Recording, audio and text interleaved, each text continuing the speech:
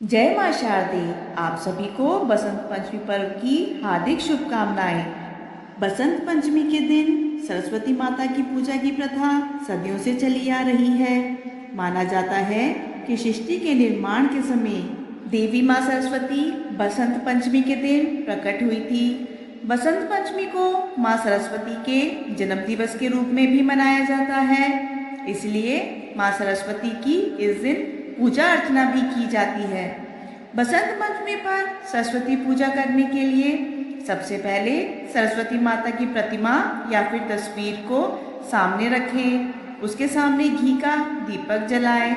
इसके बाद में कलश स्थापित करके गणेश जी का पहले पूजन करें। उसके साथ साथ नवग्रहों की विधिवत पूजा करें। पूजा करने के बाद सरस्वती माता की प्रार्थना बोलनी चाहिए। उसके बाद में माता सरस्वती को पीले रंग के चावल या फिर बूंदी का भोग लगाना चाहिए।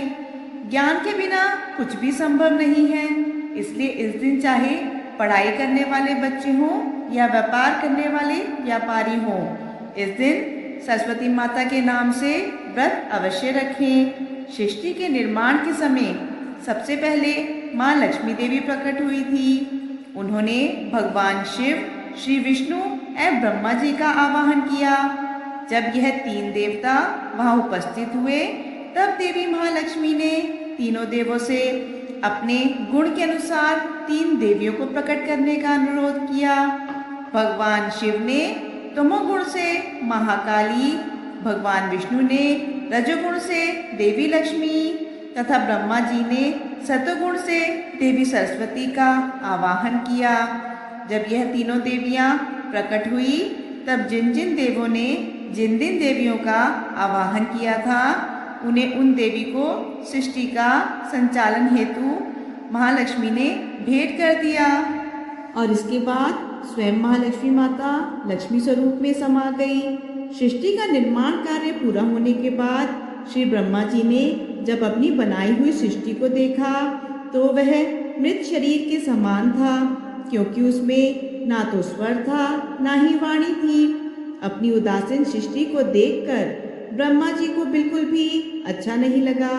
ब्रह्मा जी भगवान विष्णु के पास गए और अपनी उदासीन सृष्टि के विषय में उन्हें बताया।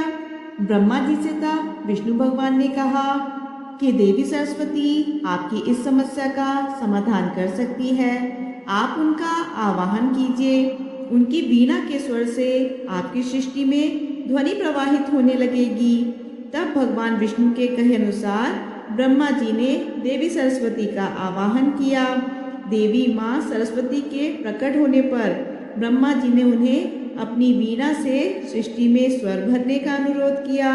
माता सरस्वती ने जैसे ही वीणा के तारों को छुआ, तो उसमें से सहसा शब्द फूट पड़ा। यह शब्द संगीत के सप्त सुरों में से प्रथम सुर है। इस ध्वनि से ब्रह्मा जी की मुख सृष्टि में ध्वनि का संचार हुआ। हवाओं में सागर, पशु पक्षियों एवं अन्य जीवों को वाणी मिल गई। नदियों से कलकल की ध्वनि फूटने लगी। इससे ब्रह्मा जी अति प्रसन्न हो गए। उन्होंने सरस्वती को वीणा की देवी का नाम देते हुए बागेश्वरी का नाम दिया। माता सरस्वती का एक नाम यह भी है। सरस्वती माता के हाथों में वीणा होने के कारण उन्हें वीणा धारिणी भी कहा जाता है। माँ सरस्वती, माँ लक्ष्मी और माँ गंगा, यह तीनों ही भगवान श्री हरि विष्णु की तीन पत्नियां थी। तीनों श्री नारायण जी को प्रसन्न रखने का पूरा प्रयास करती रहती थी, ताकि भगवान श्री हरि विष्णु का उन्हें विशेष प्रेम प्राप्त हो सके। लेकिन सरस्वती माता को हमेशा यही लगता था कि भगवान श्री हरि विष्णु गंगा से ज़्यादा प्रेम करते हैं। तीनों के प्रति समान स्नेह रखने के स्थापित सिद्धांत की अनदेखी करके मेरा अपमान कर रहे हैं। ऐसा सोचकर एक दिन सरस्वती ने भगवान श्री हरि विष्णु को बहुत सारी बातें सुनानी शुरू कर दी। लक्ष्मी ने उसे बहुत रोकने की कोशिश करी कि यह हमारे स्वामी हैं, हमें इस तरह की बातें इनसे करना शोभा नहीं देता। लेकिन वह गुस्से के कारण नारायण भगवान को तरह तरह के ताने मारने लगी और गंगा को भी अपशब्द कहने लगी। तो भगवान श्री हरि विष्णु की समझ में कुछ नहीं आया। वह इस तरह से लड़ाई झगड़ा देखकर बड़े ही उदास मन से वहां खड़े हो गए और बैकुंठ से बाहर चले गए। तब नारायण को इस प्रकार उदास मन से बाहर जाता हुआ देखकर सरस्वती जी को बहुत ही दुख हुआ।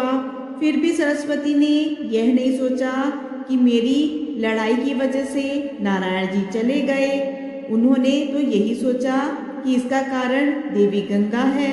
तो यह सोच सोचकर सरस्वती को और भी ज्यादा गुस्सा आ गया। क्रोध से भरी माँ सरस्वती ने गंगा पर क्रोध करने के लिए प्रहार करना चाहा। तो यह अनर्थ होता देखकर लक्ष्मी जी से रहा नहीं गया। वह उन दोनों के बीच में आ गई।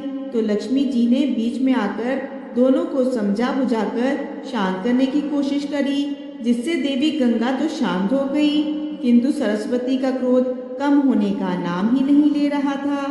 तो वह गुस्से में बोली कि तुम तो गंगा की सहायिका हो, इसलिए उसी का साथ दे रही हो और मेरा अपमान कर रही हो। यह जानकर मुझे बहुत ही दुख हो रहा है। मैं तुम्हें श्राप देती हूँ कि आज और अभी से तुम वृक्ष बन जाओ। तो सरस्वती के इस तरह श्राप देने से लक्ष्मी तुरंत ही तुलसी के पौधे के रूप में बदल गई। अब यह सब कुछ देखकर माँ गंगा को बहुत ही गुस्सा आया और वह सोचने लगी कि मेरी वजह से लक्ष्मी जी को यह श्राप सहन करना पड़ा है। यह तो बेचारी निर्दोष है। निर्दोष को इस प्रकार का श्राप का भागी बनता देखकर गंगा ने भी क्रोधित होकर सरस्वती को नदी बनकर भूतल पर प्रवाहित होने का श्राप दे दिया। सरस्वती भी पीछे नहीं रही और गुस्से में आग बबूला सरस्वती ने गंगा को श्राप देते हुए कहा कि तुम भी भूतल पर नदी बनकर प्रवाहित होगी और मानवों की अस्थियों का विसर्जन तुम्हारे ही अंदर किया जाएगा। इस तरह उन्हें लड़ते हुए और श्राप देते हुए काफी समय बीत गया। तो भगवान श्री हरि विष्णु ने सोचा कि अब तक तो झगड़ा समाप्त हो गया होगा, चलो चलते हैं। यह सोचकर जब श्री हरि विष्णु जी वापस आए तो उन्होंने अपनी पत्नियों के झगड़े और सारी श्राप की कहानी पता चली। साथ ही उन्होंने लक्ष्मी जी को पौधे के रूप में बदला हुआ देखकर भगवान श्री हरि विष्णु को बहुत ही दुख हुआ और वह सोचने लगे कि देवी लक्ष्मी का शांत स्वभाव और कितनी सूझबूझ है, इसलिए मेरी पत्नी बनकर मेरे पास रहने का हक सिर्फ लक्ष्मी जी को ही है। लेकिन क्या ये तीनों एक साथ रह सकेंगी? ऐसी स्थिति तो पुनः भी आ सकती है। तो उन्होंने देवी गंगा और देवी सरस्वती का त्याग करने का निश्चय किया। लेकिन भगवान श्री हरि विष्णु की इस बात का पता गंगा और सरस्वती को लगा तो वह बड़े ही डरपोक स्वरों में माफी मांगने लगी और श्राप का शीघ्र निवारण करने के लिए कहने लगी। तब भगवान विष्णु ने उन्हें बताया कि गंगा पृथ्वी पर मनुष्य के पापों को धोने के लिए अवतरित होंगी और यह नदी के रूप में स्वर्ग से भूलोक और पाताल लोक में त्रिपथग होकर बहेगी। साथ ही वह अंश रूप में उनके चरणों में परमपिता ब्रह्मा के कमंडल में और महादेव की जटाओं में भी रहेंगी और साथ ही सरस्वती भी उनके साथ भूतल पर बहेगी और साथ ही अंश रूप में उनके साथ भी रहेंगी। केवल देवी लक्ष्मी ही पूर्ण रूप से उनकी पत्नी बनकर बैकुंठ में निवास करेंगी। साथ ही उन्होंने शालिग्राम का रूप लेकर देवी लक्ष्मी के तुलसी रूप का पाणी ग्रहण भी किया था। कहा जाता है कि एक दूसरे के श्राप के कारण ही दोनों पृथ्वी पर नदी के रूप में बह रही हैं और लक्ष्मी जी हमेशा भगवान श्री हरि विष्णु के साथ उनकी पत्नी बनकर बैकुंठ में निवास करती हैं। आइए अब आपको सुनाते हैं माँ लक्ष्मी जी की और माँ सरस्वती जी की पौराणिक कथा। इस कथा के अनुसार एक बार माता सरस्वती वीणा बजा रही थी। उस समय उनके पास धन की देवी लक्ष्मी आ गई। तो माँ सरस्वती ने माता लक्ष्मी का आदर सत्कार किया और पूछा कि तुम आज तो बहुत दिनों बाद आई हो, क्या बात है? इतना सुनते ही देवी लक्ष्मी ने अपने गुणों का बखान करना शुरू कर दिया। माँ लक्ष्मी कहने लगी, वह तो धन की देवी है और सारा संसार उनकी स्तुति करता है, क्योंकि सभी धनवान होना चाहते हैं, इसलिए मैं जल्दी नहीं आ सकती। और तुम्हारा क्या है, तुम तो हर समय केवल वीणा बजाती रहती हो, इस वीणा से क्या होने वाला है। तब माता लक्ष्मी के ऐसे शब्द सुनकर माँ सरस्वती बहुत ही दुखी हुई और देवी लक्ष्मी से कहा कि आप तो धन की देवी हैं, लेकिन आप कभी भी एक जगह नहीं टिकती, इसी कारण सारा संसार आपको चंचला भी कहता है। आप धन दे सकती हैं, लेकिन ज्ञान नहीं दे सकती, और ज्ञान की कमी के कारण व्यक्ति कभी भी धन का सही उपयोग नहीं कर सकता। इसलिए तुम्हारी भी ज़रूरत है और मेरी भी ज़रूरत है। जो ज्ञानी व्यक्ति होता है, अगर उसका धन का अभाव है तो भी वह अपने ज्ञान से धन प्राप्त कर लेता है। धन होने से और ज्ञान ना होने से वह धन का सही उपयोग नहीं कर सकता। तो यह सुनकर देवी लक्ष्मी को बहुत ही क्रोध आया और दोनों के बीच में लड़ाई होने लगी। तो धन और ज्ञान पर बहस को इस तरह बढ़ते हुए देखकर देवताओं ने आदिशक्ति से इसका उपाय पूछा। तब आदिशक्ति ने देवताओं से कहा कि यह बहस कभी भी खत्म नहीं होगी। धरती पर जब तक जीवन रहेगा तब तक धन और ज्ञान में श्रेष्ठता का युद्ध चलता रहेगा। धन मिलने से सभी सुखी होंगे, लेकिन ज्ञान के अभाव में धन का सदुपयोग नहीं कर पाएंगे। इसलिए ज्ञान को भी बराबर का महत्व देते हुए हमें बसंत पंचमी के दिन माँ सरस्वती जी की पूजा बड़े ही श्रद्धा भाव से करनी चाहिए। सभी प्रेम से बोलिए विष्णु भगवान की जय, माता सरस्वती की जय, माता लक्ष्मी की जय। किसी गांव में दो भाई बहन रहा करते थे। एक बार भाई अपनी बहन से मिलने के लिए जा रहा था, तो रास्ते में एक सांप बैठा था जो भाई को डसने को तैयार था। तो भाई ने सांप से विनती की, हे नागराज, तुम मुझे अभी मत डसो, जब मैं लौट कर आऊँगा तब तुम मुझे डस लेना। उसकी यह बात सुनकर सांप बोला, मुझे क्या पता, मैं कैसे विश्वास करूं कि तुम इसी रास्ते से वापस लौट कर आओगे। अगर तुम ना आए तो इसलिए मैं तो तुझे अभी डसना चाहता हूँ। तो भाई ने कहा कि ठीक है, तुझे मुझ पर विश्वास नहीं तो मेरे साथ चल, मेरे थैले में बैठ जा। तो उसने सांप को अपनी थैली में रखा और उस पर कुछ फूल पत्ती रख दिए और भाई अपनी बहन के घर चल पड़ा। चलते चलते अपनी बहन के घर पहुंचा। उस समय उसकी बहन नवग्रह की कहानी कह रही थी। तो बहन ने कहा कि भाई तू पहले बैठ जा, पहले मेरी कहानी पूरी हो जाए, फिर दोनों बात करेंगे। तो इस तरह बहन ने कहानी शुरू की और भैया ने सुननी शुरू की।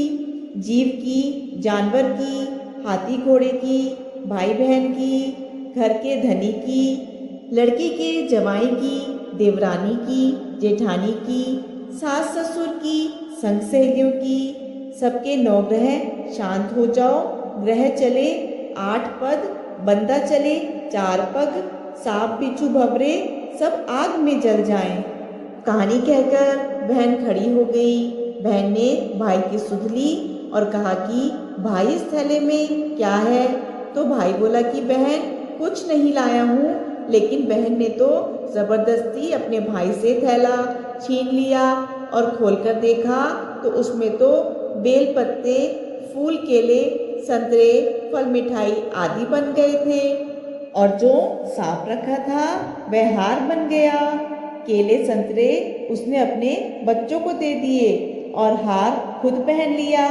हार पहनकर जब वह घर के बाहर आई तो भाई बोला, बहन तू तो बहुत गरीब थी, फिर यह इतना महंगा हार तू कहाँ से पहन कर आई है। तो वह बोली कि भैया मैं तो गरीब थी और गरीब ही हूँ, यह हार तो तुम ही अपने थैले में रख कर लाए थे, वही हार मैंने पहना है, तुम ही लाए हो और तुम ही पूछ रहे हो।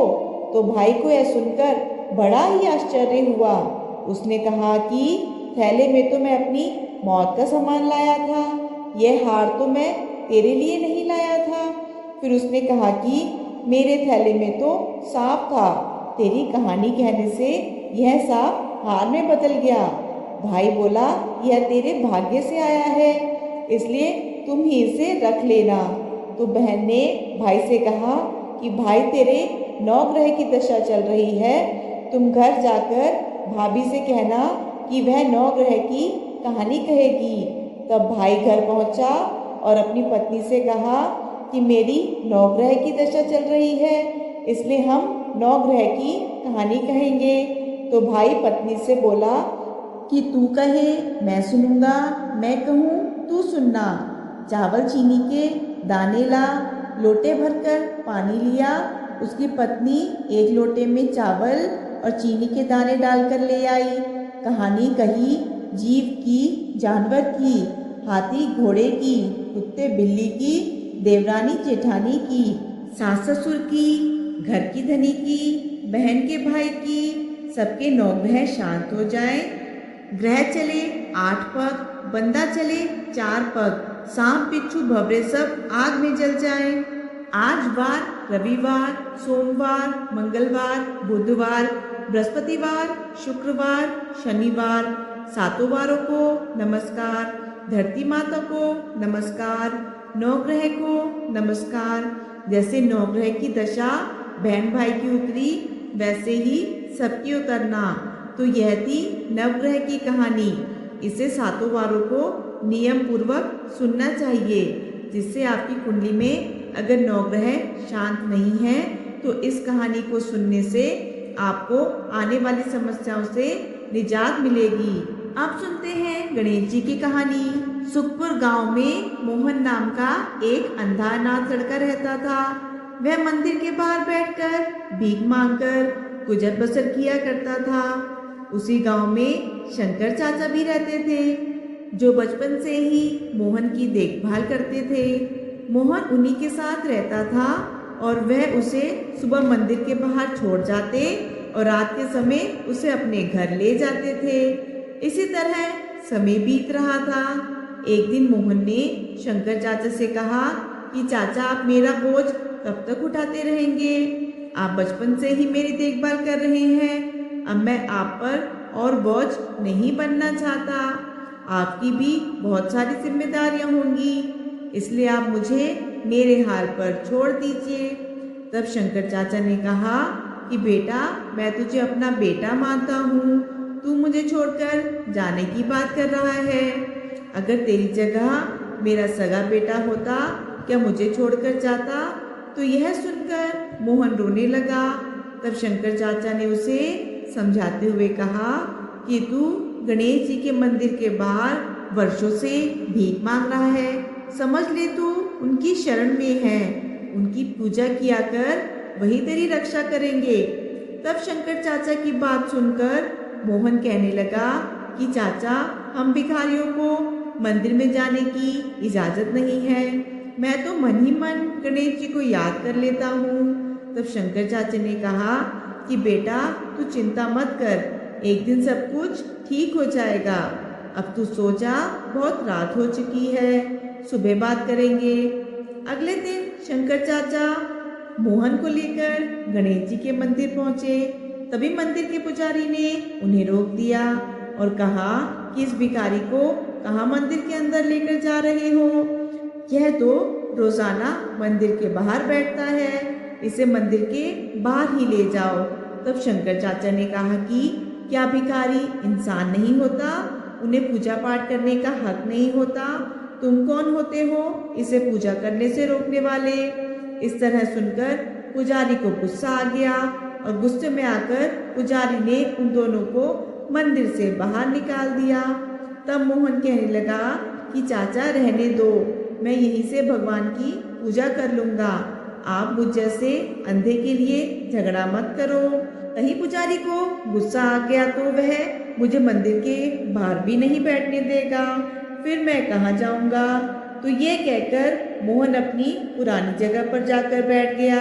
शंकर चाचा वापस अपने घर चले गए। मोहन बैठकर भीख मांग रहा था, तभी उसे किसी के रोने की आवाज़ सुनाई दी। उसे लगा कि कोई बच्चा रो रहा है, तो उसने टटोलते हुए पूछा कि तुम कौन हो और क्यों रो रहे हो। तब उस बच्चे ने कहा कि मुझे भूख लगी है और मंदिर के पास की दुकान में बहुत से अच्छे अच्छे लड्डू रखे हैं, लेकिन मेरे पास पैसे नहीं हैं, तो मैं वह लड्डू खाना चाहता हूँ। तो मोहन ने कहा कि कोई बात नहीं, तुम मुझसे पैसे लेकर लड्डू खरीद लो। यह कहकर मोहन ने अपने भीख में आए हुए रुपयों में से कुछ रुपए उस छोटे बच्चे को दे दिए। कुछ देर बाद वह बालक मोहन के पास आया और बोला कि मैं 2 लड्डू लेकर आया हूँ, एक आप खा लो, एक मैं खा लूँगा। तो मोहन ने कहा नहीं, तुम दोनों लड्डू खा लो। तुम्हारा क्या नाम है? तो उस बालक ने कहा कि मेरा नाम गगन है और मैं पास ही के घर में रहता हूँ। मेरे माता पिता सुबह काम पर चले जाते हैं और मैं मंदिर में खेलने के लिए आ जाता हूँ। यह कहकर वह बालक वहाँ से चला गया। अगले दिन से हर दिन वह बालक आता, मोहन उसे रुपए देता और वह लड्डू खाकर चला जाता। एक दिन वह बालक आया तो उसने मोहन से कहा कि तुम रोज मुझे रुपए देते हो, कभी भी मना नहीं करते। तब मोहन ने कहा कि गगन, मैं गणेश जी को लड्डू का भोग लगाना चाहता हूँ, लेकिन हम भिखारियों को मंदिर के अंदर तो जाने नहीं दिया जाता। जब तुम लड्डू खाते हो तो मुझे ऐसा लगता है कि जैसे मैं गणेश जी को भोग लगा रहा हूँ, और गणेश जी खुद भोग लेने के लिए मेरे पास आ जाते हैं, इसलिए तुम रोज आ जाया करो, मैं रोजाना तुम्हारा ही इंतजार करता हूँ। तो इस तरह से दिन बीतते गए। एक दिन गगन ने मोहन से कहा, मैं अब तुमसे मिलने और लड्डू खाने नहीं आ सकूंगा, मेरे माता पिता दूसरे गांव जा रहे हैं। यह सुनकर मोहन रोने लगा। मैं तुम्हें देख तो नहीं सकता, लेकिन जब मैं तुम्हें रुपए देता हूँ तो मुझे बालक रूपी गणेश जी लड्डू खाते हुए दिखाई देते हैं। तुम मुझे छोड़कर मत जाना, नहीं तो मैं जिंदा नहीं रह सकूंगा। तो गगन ने कहा कि ठीक है, तुम मेरे साथ मेरे घर चलो, मेरे माता पिता से बात कर लेना, अगर वह मान गए तो मैं रोज तुम्हारे पास लड्डू खाने आता रहूँगा। तो मोहन गगन के साथ चल दिया। काफ़ी दूर चलने के बाद उसने पूछा कि गगन, लगता है हम बहुत दूर आ गए हैं, तुम्हारा घर कहाँ है? गगन ने कहा कि बस पहुँचने ही वाले हैं। कुछ देर और चलने के बाद में मोहन ने फिर पूछा, लेकिन कोई उत्तर नहीं मिला। मोहन ने पुकारा कि गगन, गगन तुम कहाँ हो? लेकिन उसे कोई भी जवाब नहीं मिला। तो मोहन घबरा गया। तभी उसका पैर किसी पत्थर से टकरा गया और वह गिर पड़ा। उसके सिर में बहुत ही तेज दर्द हो रहा था। फिर वह उठा, उसने आँख खोलकर देखा तो सामने गणेश जी खड़े थे। गणेश जी को देखते ही मोहन उनके पैरों में गिर पड़ा। गणेश जी ने कहा कि मोहन, मैं तुम्हारी भक्ति से बहुत ही प्रसन्न हूँ। जिस दिन तुम्हें मंदिर के अंदर नहीं आने दिया गया, उसी दिन से मैं अपना भोग लेने के लिए हर दिन तुम्हारे पास आता था। इतने गरीब होते हुए भी तुमने मुझको हर दिन लड्डू का भोग लगाया। आज से तुम गरीब नहीं रहोगे, तुम्हारा घर धन धान्य से भरा रहेगा और कोई तुम्हें मेरे दर्शन करने से रोक नहीं सकेगा। यह कहकर गणेश भगवान अंतर्ध्यान हो गए। मोहन की आंखों की रोशनी लौट आई। वह भागकर अपने घर गया। वहाँ उसने देखा कि कोने में सोने चांदी रुपयों के ढेर लगे हुए हैं। उसने भागकर अपने चाचा को आवाज़ लगाई और सारी बात बताई। जब शंकर चाचा को इस बात का पता चला कि मोहन की आंखों की रोशनी लौट आई है, तो वह बहुत खुश हुए और मोहन को गले से लगा लिया। अगले दिन मोहन नए कपड़े पहनकर अपने शंकर चाचा को साथ लेकर गणेश मंदिर जाने लगा। अब उसे गणेश मंदिर में जाने से कोई भी नहीं रोकता था। इस तरह गणेश जी ने अपने भक्त के सारे विघ्न दूर किए। प्रेम से बोलिए गणेश भगवान जी की जय। आपको आज की कथा पसंद आई हो तो इस वीडियो को लाइक करिएगा, ज़्यादा से ज़्यादा शेयर कीजिएगा। कमेंट बॉक्स में माँ सरस्वती की जय, गणेश भगवान, लक्ष्मी माता की जय और विष्णु भगवान की जय ज़रूर लिखिएगा और चैनल को सब्सक्राइब करना बिल्कुल भी मत भूलिएगा। धन्यवाद।